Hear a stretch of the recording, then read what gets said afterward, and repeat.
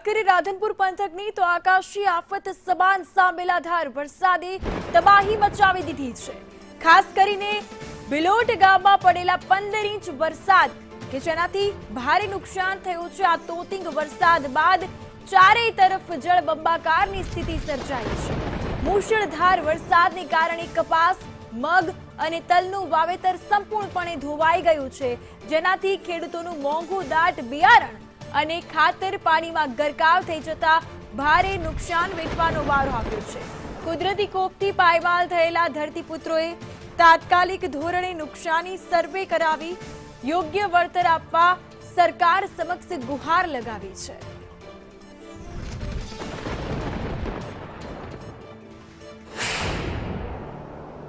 જિલ્લાના રાધનપુર સાંતલપુરમાં અનરાધાર વરસેલા વરસાદે ખેડૂતો માટે આફત સમાન સાબિત થયો છે। રાધનપુર સમી સાંતલપુરમાં અનરાધાર વરસાદ નોંધાયો હતો, જેમાં રાધનપુરની વાત કરીએ 15 ઇંચ અને સાંતલપુરમાં 17 ઇંચથી વધુ વરસાદ વરસતા વરસાદ વરસવાના કારણે રાધનપુર સાંતલપુરના જે તમામ જે ખેડૂતો કરેલ વાવેતર તમામ પાણીમાં ગરકાવ થયા છે। જે ખેડૂતો મોંઘાદાટ બિયારણ ખેડૂતો ખાતર લાવીને વાવેતર કર્યું તો તે ખેતરોમાં વાવેતર કરવાના કારણે હાલ તો સમગ્ર પાણીમાં ગરકાવ થવાના કારણે હાલ તો તમામ પાકો નિષ્ફળ ગયા છે। નિષ્ફળ જવાના કારણે હાલ તો ખેડૂતોને આફત સમાન સાબિત થઈ રહ્યો છે। એક બાજુ ખેડૂતો દ્વારા જે મોંઘાદાટ બિયારણ લાવીને તે વાવેતર કર્યું હતું, પરંતુ ચોક્કસથી કહી શકાય છે કે જે આ વરસેલા વરસાદના કારણે હજી સુધી 1 માસ સુધી પાણી ના સુકાયાના કારણે હાલ તો ખેડૂતોને માટે આફત સમાન સાબિત થયો છે। એક બાજુ જેને લઈને હાલ તો ખેડૂતો દ્વારા માંગ કરવામાં આવી છે કે તાત્કાલિક ધોરણે સર્વે કરવામાં આવે, સર્વે કરીને તમામ પાકોનું જે પાણીમાં ગરકાવ છે તેનું સર્વે કરવામાં આવે, સર્વે કરીને માંગ કરવામાં આવી છે। તેને લઈને એક ખેડૂત જોડાયા છે।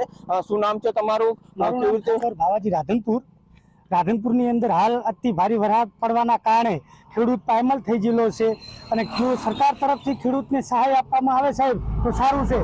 ખેડૂતને 10 થી 15 હજાર રૂપિયા વીઘે નુકસાન છે। અડદતા વાવેલા ખેડૂતના બીટી કપાસ હતા બધું પાયમાલ થઈ ગયેલું છે। જો સરકાર ખેડૂત સામે રહેમ નજર કરે તો સારું કહેવાય। ચોક્કસથી જે રીતે ખેડૂતો દ્વારા પ્રતિ વીઘા દીઠ 15 થી 20 હજાર રૂપિયા જેટલો ખર્ચો કર્યો હતો, તે ખર્ચો કરીને વાવેતર કર્યું હતું, પણ અનરાધાર વરસાદના કારણે તમામ પાકો પાણીમાં ગરકાવ થવાના કારણે હાલ તો ખેડૂતો માંગ કરી રહ્યા છે તો કે તાત્કાલિક ધોરણે સર્વે કરવામાં આવે। વિષ્ણુ ઠાકોર, સંદેશ ન્યૂઝ, પાટણ।